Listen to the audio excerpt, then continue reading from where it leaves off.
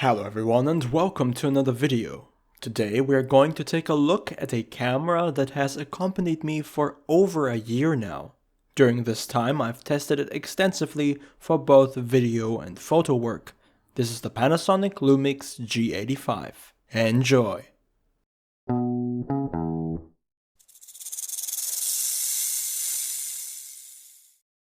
The Lumix G85, also known as the G80 depending on your region, is a Micro Four Thirds camera that was released in 2016. The camera caught my attention because it offers fantastic value for money on the used market. I was able to find mine, including the kit lens, for a little less than 400 euros. For this price you get a 16 megapixel Micro Four Thirds sensor with in-body image stabilization, a weather-sealed body, an articulating touchscreen, 4K recording capabilities, and a microphone jack. It goes without saying that this camera is quite feature-rich, especially considering its age. I primarily used it for casual photography, but I also took the time to shoot a couple of videos for this channel. During my testing, I got a good idea of the camera's strengths and weaknesses. Let me start with the fantastic build quality.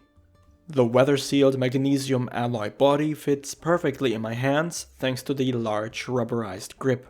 The two adjustment dials, which by default control aperture and shutter speed, are very easy to use. The two mode dials are satisfyingly sturdy, yet don't feature a locking mechanism. I like that the power switch is on the right side of the camera, making it easier to use one-handed.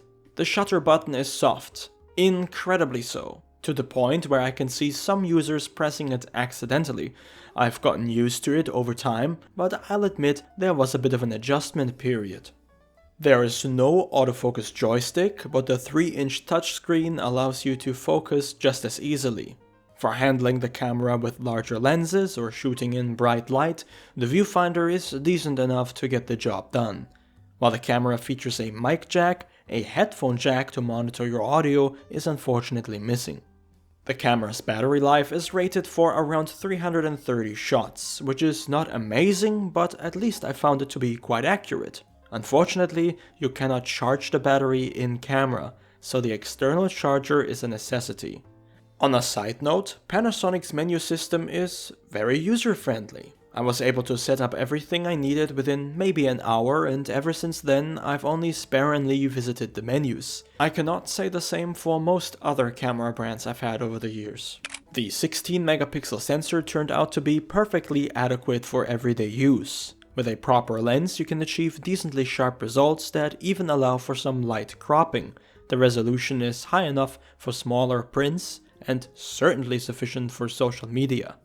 The dynamic range allows for some level of recovery, but the limitations of the Micro Four Thirds sensor, due to its smaller physical size, become noticeable when you delve deeper. In particular, in low light performance, it shows some drawbacks. I personally tried to avoid pushing the camera above ISO 3200, as the impact on the image quality was often too severe. Overall though, I'm very happy with the picture quality. I typically shoot both the JPEG and RAW images simultaneously, and I like to use the natural color profile. But of course the camera offers a lot of customization options. With the mechanical shutter, the camera can shoot 9 photos per second in single autofocus mode. In continuous autofocus mode, it can shoot 6 photos per second.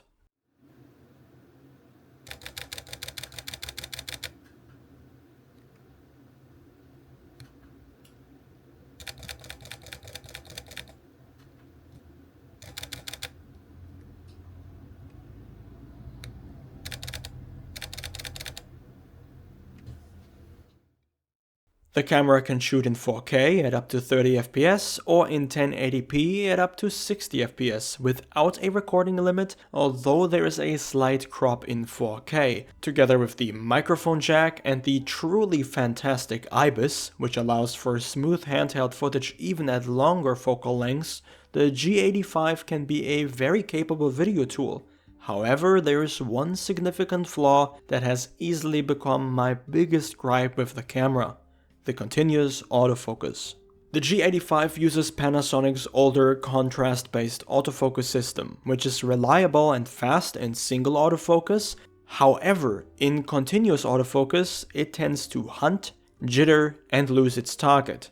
When shooting photos in burst mode, the first 2 photos will be in focus, but shortly after, the camera will lose the subject entirely and often doesn't recover. Which is why I resorted to focusing manually when shooting video whenever I can, but I understand that this isn't for everyone and in some situations not even possible. Some remedies include limiting the focus area or shooting in 1080p instead of 4K, but these are really just band-aid solutions for a mortal wound of a problem. The contrast-based autofocus is easily the biggest drawback of the G85 and indeed many of Panasonic's older cameras. It's a limitation that holds back an otherwise amazing budget camera. One thing that I truly appreciate about the G85 and the Micro Four Thirds system as a whole is the extensive lens selection.